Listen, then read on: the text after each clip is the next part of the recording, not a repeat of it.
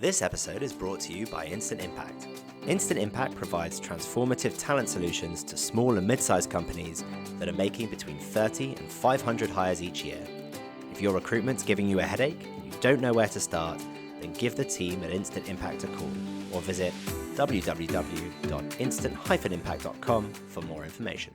So I'm thrilled to welcome to the show a fascinating guest today, Lars Kure Juul, who is the best-selling author of organizational happiness and also HR fitness. But he didn't bring me a copy of HR fitness, so I don't know. I don't have anything to show you on that one. Lars is also one of the busiest sounding people I've ever met. So when he's not writing best-selling books, he's speaking at events. He is an international consultant with businesses all over the world. I believe you're a partner at People Driven Business. You're a faculty member at the Center of Executive Education, and you're CVO at Motivational Landscape. Lars, you've got to be exhausted, man. Welcome to the show. Thank you so much, Felix. No, I'm not exhausted. There's a lot of good things going on, and I don't feel busy. It's just, like the brief conversation we had before we started, it's also being intentional about what you want to do and what impact you want to have in the world or with your organizations and the leaders you work with, right? So absolutely. Well, I know you flew in from Copenhagen today, so welcome to an actual sunny London.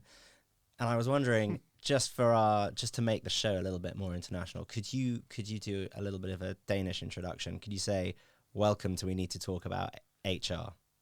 Yeah, that would be almost like in English. Velkommen til showet, the podcast show. We need to talk about HR. So it's almost just saying, what? Welcome, yeah. I'll take it. I think that's fantastic. It's great to be welcoming guests from overseas. Now, Lars, you are an expert, as we said, on organizational happiness. Why should organizations care about happiness? Yeah, that's a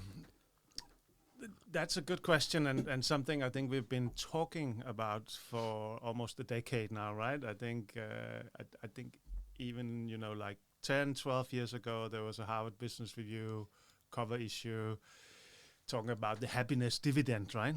Mm. And I think mostly pushed by Sean Aker and people like that. And I think since then we just talked about it, right? We talked about tapping into the power or the science of happiness. When we feel good, we perform better, and we can talk more about that. And I always thought that in there is a huge opportunity for organizations and leaders if we are able to tap into the power, right? And I think that.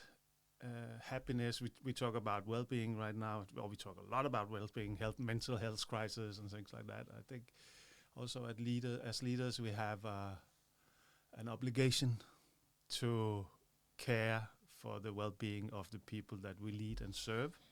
Mm-hmm. That's one thing. And the opportunity, on the other hand, that it's just a huge opportunity. I mean, we know that now, right? That the business case on working with organizational happiness is huge. This is where I see it. This is where high performance lives. This is where retention lives. Customers' satisfaction, things like that. That's the numbers we see go up. So I get it from a logical perspective, right? Happy people work.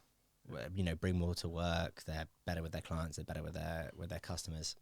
I think about some of the most successful organizations in the world, though, and I wonder. I'm thinking really here about the big strategy consultancies. You're at, BCG, McKinsey, Bain, your Goldman, your Merrill Lynch.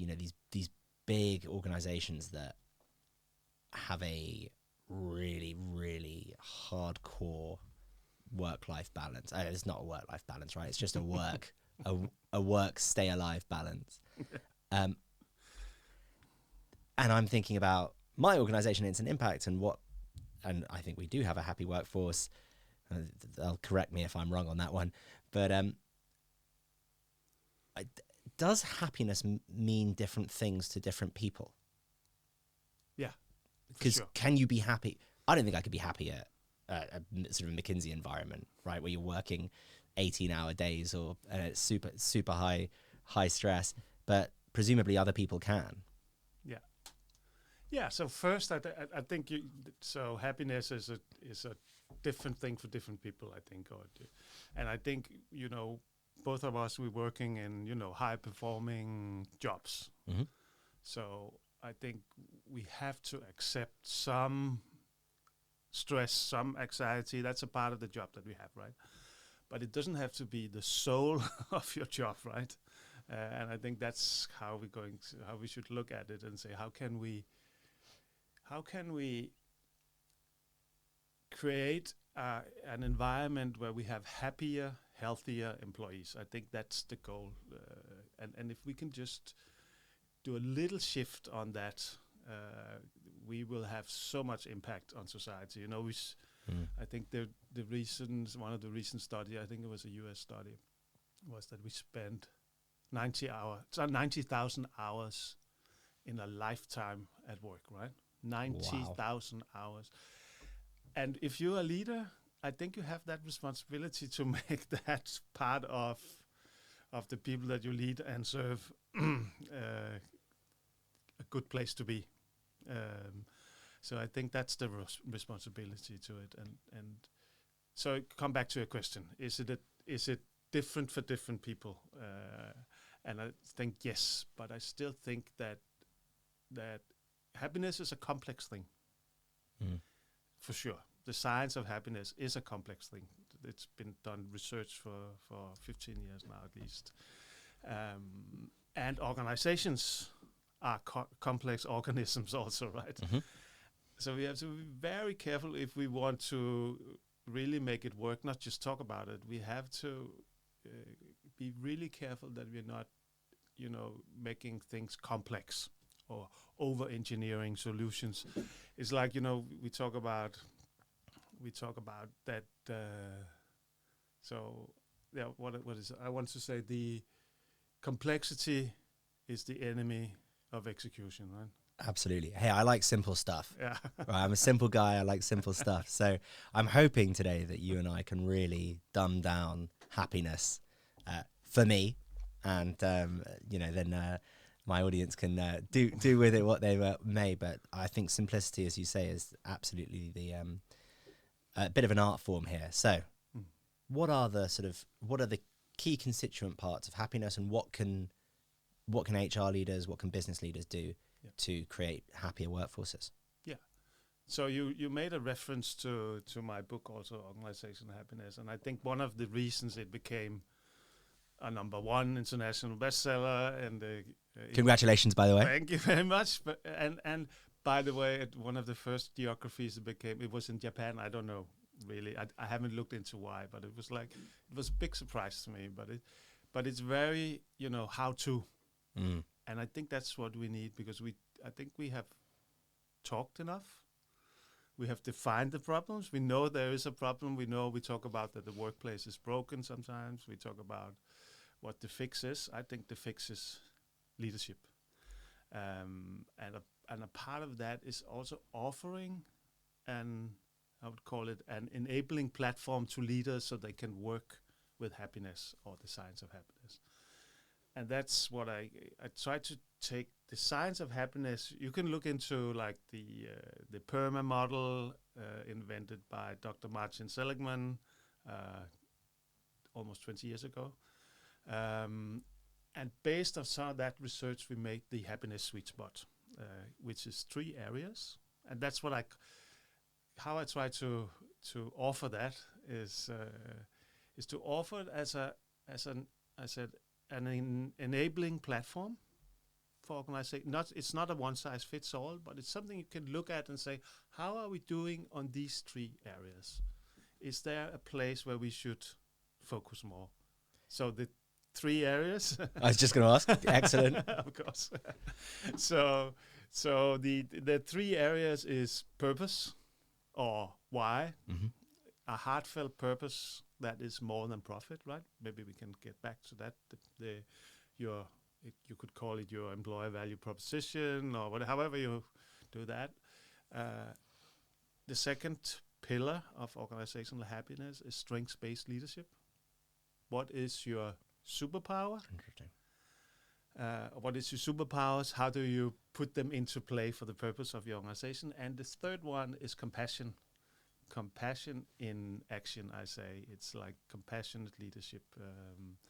So looking at those three as an organization or as a leader or as a team, where would you like to have more focus maybe as a strategic focus? Right. Well, where should we start? What's your what do you think? Let's start with the area that you feel most businesses are weakest on of those three. Yeah. So I would say,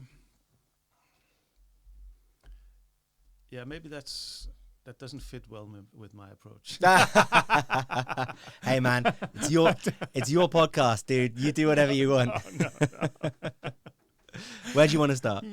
No. So what I think is big right now, and maybe difficult to get grip on if you're not doing it from a strategic point of view, right? It's compassion, and I think there is so right now I've been talking about compassionate leadership or compassion in action, as I call it. That would be my next book, I hope, this year. But compassion in action is really about, this is not empathy. You know, empathy, we talk about empathy as an important leadership skill. But I think empathy is necessary, but not sufficient. I think empathy can be a passive thing, right? It could be, okay, I feel you, I see you, but I'm not doing anything, right? Sucks, man. But compassion, that at least with the definition that we have here, that's an interest in other people's difficulties and a burning desire to do something about it. I think that's real leadership, right? I think that's where leadership lives, and I don't think you can have real leadership without compassion. So I mean, I like a definition. I really do, and that sounds very compelling. But give me an example on something you've seen in. Let's look at, you know, what does that look like in action? Give us an example. Yeah. So this is when we do leadership training. This is very much one of the most I think most valuable, or one of the exercises or training that we do that creates most values for organization. It's just two things. It's being in the moment, or you could say paying attention and being present. Paying attention and being present as a leader. If you're able to do that, you're able to move mountains, because we don't. When we are interacting with another human being, we talked about the human potential before we started this, of how important it is that we meet in person, right? But if you're able to offer your presence and attention to another human being for just 2 minutes, you can move mountains, because it's not very often that we feel that, because we are so distracted, right? Yeah, and you feel you're right. It's not often that you feel really listened to. No. I mean, even at home, right? I mean, I just genuinely, it's one of these things that I'm always trying to improve. But even when I'm with my toddlers, right? I found this morning, I was kicking a ball around in the garden with my youngest, and my eldest came out and said, "Felix, Daddy, put your phone down," because I hadn't even realised I was doing it. I was checking my emails in the morning when I was playing with my kids. Yeah. Right? It's like, it's something that almost goes on in the back of our heads. And I think there's a lot of great stuff about remote working, but I think it's been really, really detrimental to those interactions, because it's so easy to have your email up. It's so easy to have your Slack open, to have your Teams open, to be messaging on the side. So how have you found remote working and remote leadership interacting with that element of happiness? Yeah, it's difficult, right? It's really difficult, and as a manager, it feels like it's almost like you have to set up practices every week to check in, not for a specific reason, but to ask, how are you doing, right? And maybe it's going one level deeper and say, how are you really doing, right? It's like keep asking that question just because I want to know. Because as a leader, and that's how we talk about it, is that I have an interest in you, in the whole you, because if I don't understand the whole you, it's very difficult to see you as a part of my team. How can what's your superpowers, or how are you functioning right now, right? So that, and I think that's almost like a structural thing to remind yourself to check in with remote working. And on the I think also, again, I want to speak to that, to maybe to bring it home a little bit and say we also need to meet each other in the offices or wherever you meet. Do you think so? Do you think that the businesses that come in and meet in person are happier organizations? Yeah. I depending a little bit on what on the industry. I see some, hardcore coding, IT coding organizations where it works really well. Yeah. And then you can start to talk about personality types and things like that, right? But most organizations, I think you need to meet in person sometimes, check in, connect, because this is also where I think leadership is happening, right? If you connect with people, you're creating that trust that builds that psychological safety, that builds that high performance in teams, right? There is a connection between that. Trust is a whole other thing. Now, you said that there were two things, right? So we've got this being like really listening, really understanding. What's the second piece? Yeah, but there's two things in that is paying attention. I think that's reminding you paying attention, and then it's not the other side, but it's a part of that. That's being present, practicing being present, right? Like now we're having this wonderful conversation. Lars is he's been checking his emails the whole way through. He doesn't practice what he... No, I'm joking. No, but it's a good example. And let me give you an example, because it's like... So I have a watch, right? It's not an Apple Watch, but a similar thing, right? And just when you were talking, there was a little movement on my wrist, right? Which made me think, just for a brief moment, who is this? Is this my wife? Is there something going on with the kids? Is there, and just in that moment, we lost connection. Yeah. I lost an opportunity to connect with you because I wasn't present. That's a great it's a really great and important example. And it's just those little intrusions that tech in particular have on our lives, isn't it? Yeah. And I think maybe I don't know if this is the right place to talk about AI. I'll talk about absolutely. Let's do it. Because everyone does it, right? Or it's in everything we do. Mm-hmm. And in some areas it's light touch, I would say, and some areas it's just a revolution. Which is, I think it's good. I think it's interesting. A lot of opportunities in there, and I think it's helping us being better, more effective, maybe even managing better, resources. It's almost like a business process re-engineering exercise for many of this, but it leaves leadership out. And I think the next, of course, this is my take on it. I think the next revolution is compassion in action, because we will see that we need more humanity in leadership, right? Yeah, so I'm almost there with you on compassion in action. Sure. Yeah. I think I've got to the point where, you're listening and you're present, but that's enough to understand the issue. Yeah. What I understand is that from compassion is that you get that burning desire to help. Yeah, you have that. Where does that come from? How can you train that? How can you put up the right guardrails, right? Because you probably, I would imagine, you're not suggesting that if a manager finds out that someone's suffering from depression, that they suddenly turn into counselor, right? It's got to be signposting to the right people to support. So if you're going to open those doors and you're going to be compassionate, how do you do it in the right way? Yeah, depending a little bit where you are and what part of the world, maybe even what culture you're in, but I think you need to have that, show that compassion. I think because and to take that a level deeper, maybe and I just want to mention some work we're doing with Boston Scientific, a large organization, and I think they're speaking about AI. So they are talking. They took a deep dive into compassion, I would say, and talked about the power of belonging, which is really interesting. As I say, how do I feel I belong to the organization? I'm seen, and this is what we're talking about. I see you, the whole you. You're not just a resource or a brick in the wall or whatever, a human resource. You're more than that, right? You're you.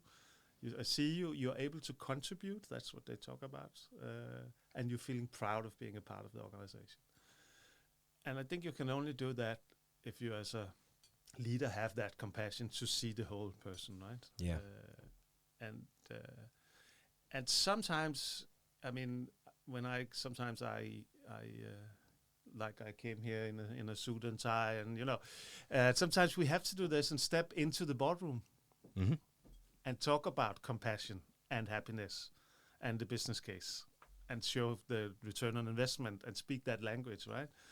And sometimes we also need to talk about compassion as a very, very effective leadership style, which is for some people, I think, I think some of the, especially men, I would say, some of the men I meet are the stereotype leaders, masculine leaders, right?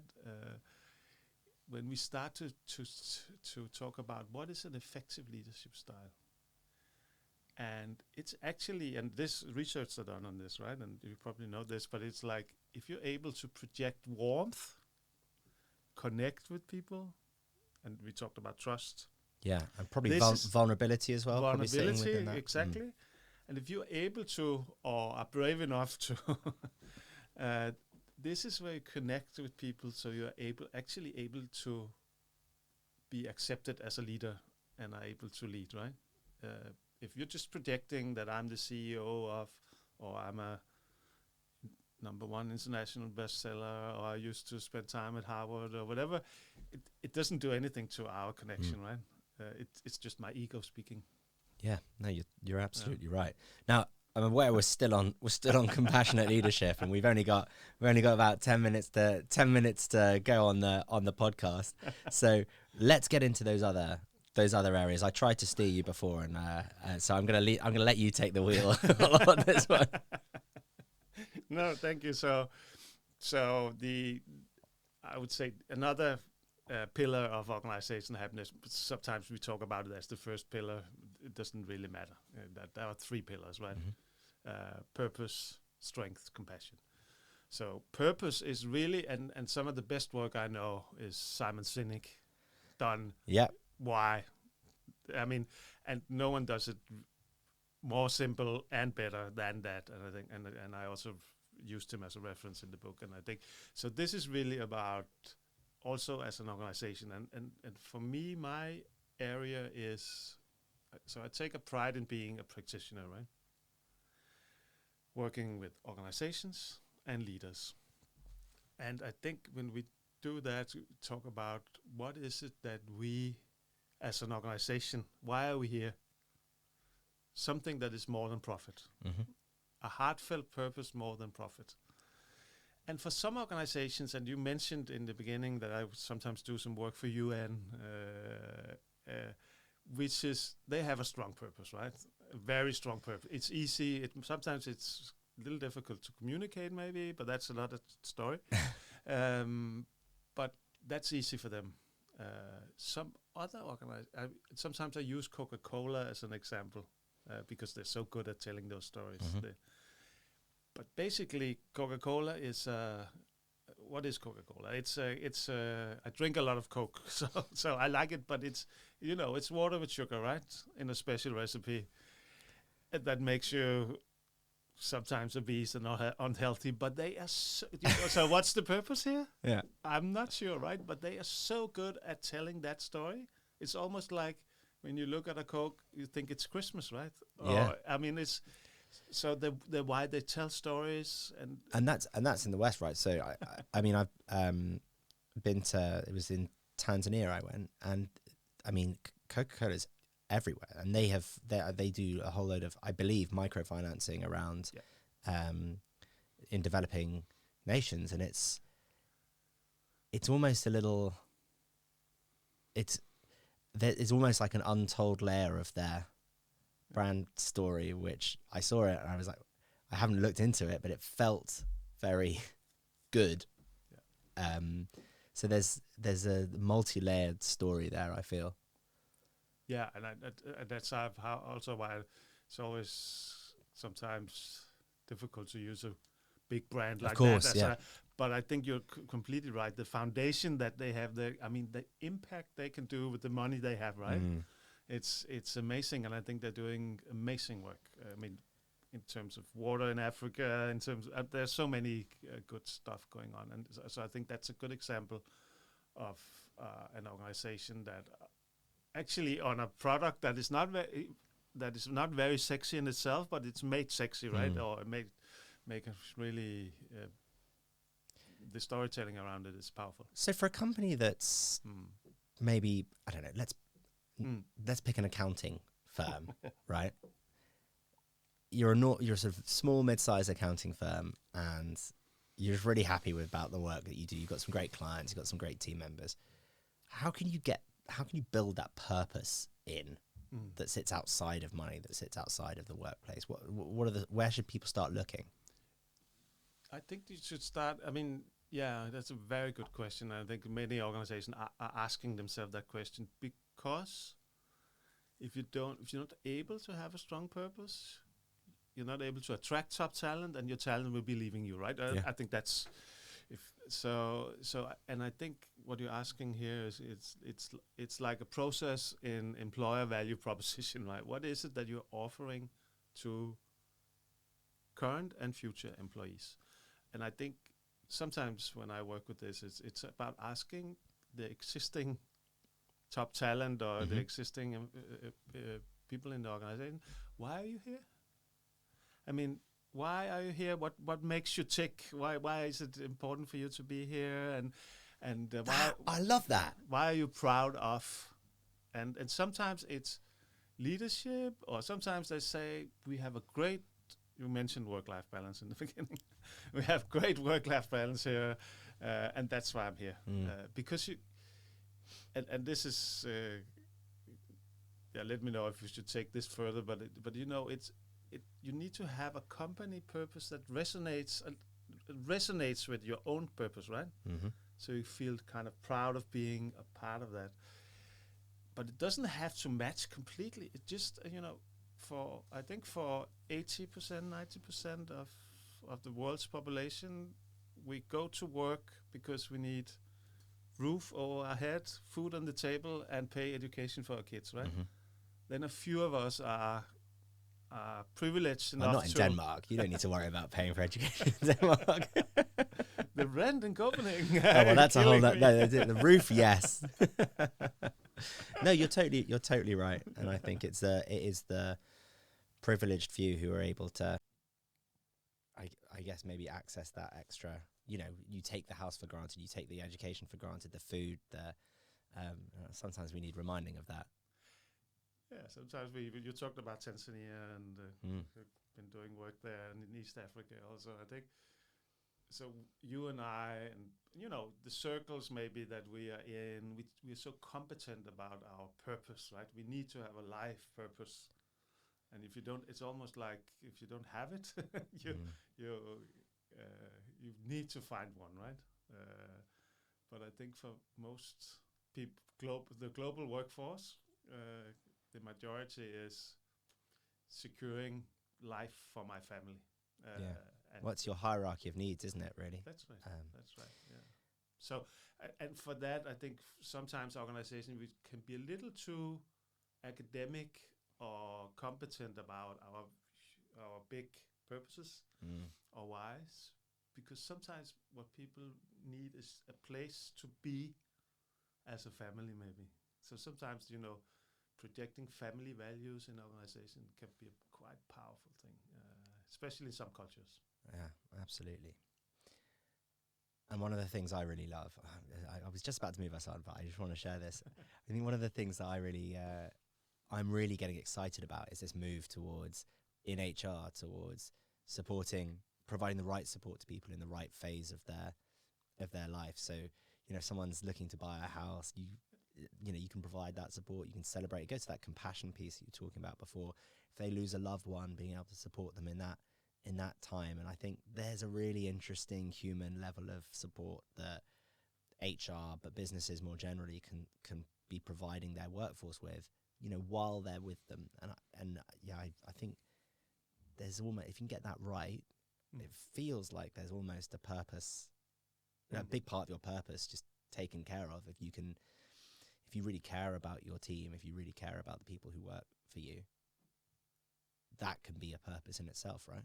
That's right. And I think what you just described there, if you do that right, I mean the employee life cycle or whatever, how you see it, but if you do that right, it's a competitive advantage, right? Absolutely. And that's how we need to see it also. And we care for the individual, but we do it because we have an obligation, of course, but we know that it's also a competitive advantage because people want to work for us, right? Absolutely. So we've done purpose, we've done compassion in action. Yeah.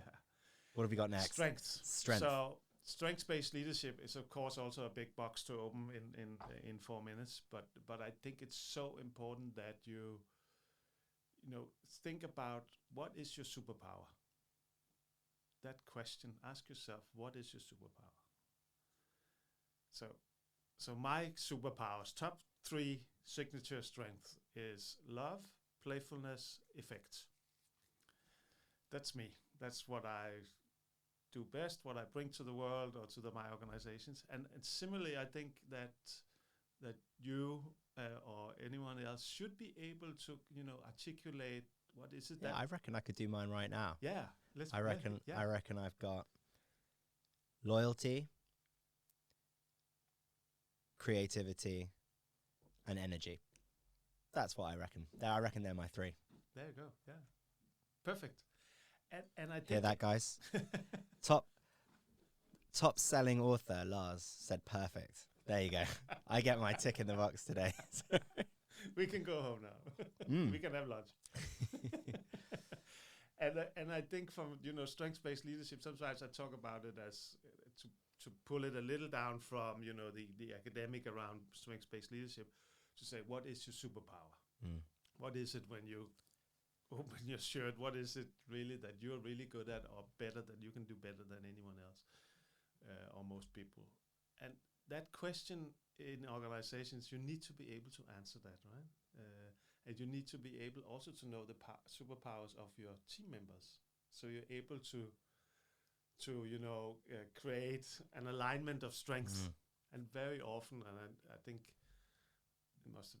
it's Peter Drucker who said, the old guru Peter Drucker said that to create leadership is about creating an alignment of strength, so our weaknesses get irrelevant. I think that's powerful because, but then you need to know your strengths.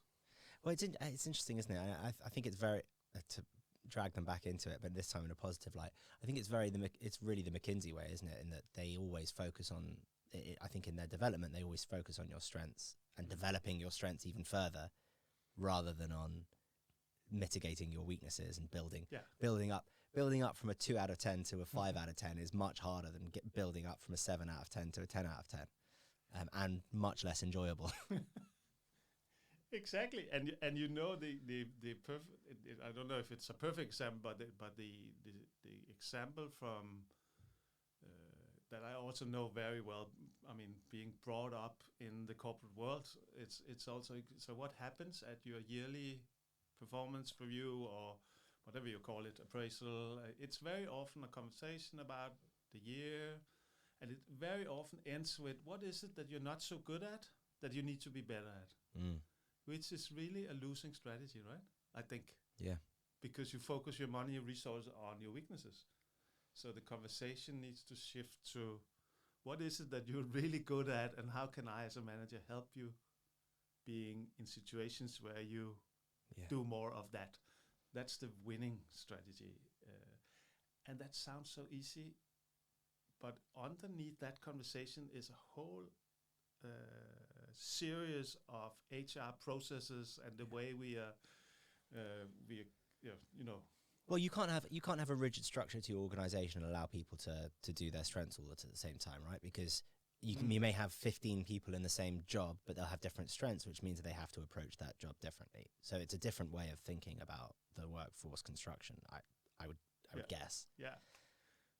And on that cliffhanger, we are gonna have to wind up. Lars, you've been a fantastic guest. I really enjoyed it. I'm sure my audience will have done as well. If anyone wants to get in touch with you to find out more around organizational happiness, how can they do it? Yeah, so there's a couple of things going on right now. So one is to seek out the book if you want. Find me on LinkedIn for UPeace, the UN University for Peace. On the executive part of that, we're doing also some courses around organizational happiness, walking the talk, we call it, which is a live virtual course. And I'm passionate about it. I'm sitting on cases, research, and I'm very happy to share. I'm not afraid of sharing. I think co-creation is the best way to do it. Absolutely. Well, everyone, thanks for tuning in, and I'll see you next time.